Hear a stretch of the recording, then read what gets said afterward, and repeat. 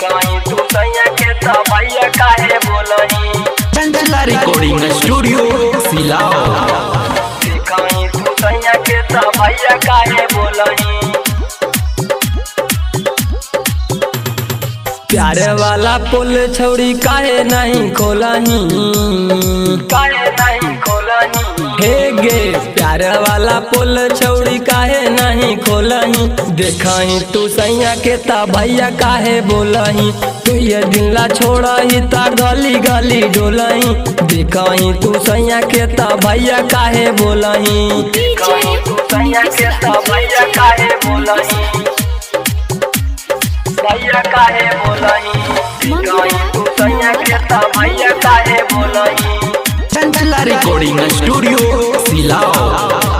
सैया बिरी करही तू सारम गे गरम गे हो जाओ मियाज हमर गरम गे।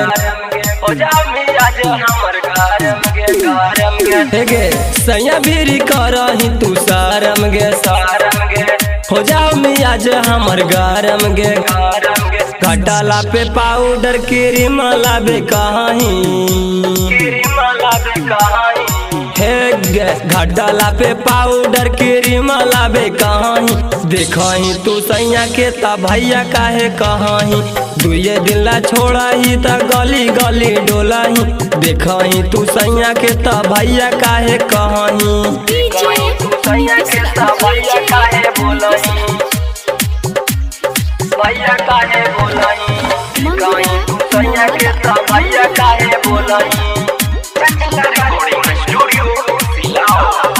तनी गो से ही हो तोर दीवाना गे। दीवाना गे नामा को संजय परवाना गे। दीवाना गे नामा को संजय परवाना गे बाना गे जरी गो से ही हो तोर दीवाना गे। दीवाना गे नामा को संजय परवाना गे। बाना गे जब जब मिलही तो अखियो न खोलही। तो अखियो न खोलही। जब जब मिलही तो अखियो नहीं खोलही। देखही तू सैया के ता भैया काहे बोलही।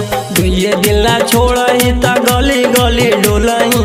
देखही तू सैया के ता भैया काहे बोलही। Chanchala recording studio.